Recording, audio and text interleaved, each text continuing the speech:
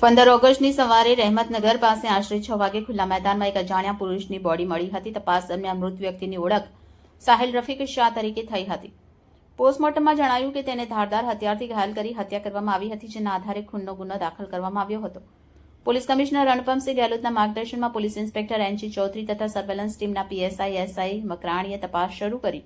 ટીમે ગુના સ્થળની આસપાસના એમ્બ્રોઇડરી ખાતામાં મૃતકના ફોટા બતાવી તપાસ કરતા એક મહત્વપૂર્ણ માહિતી મળી હતી.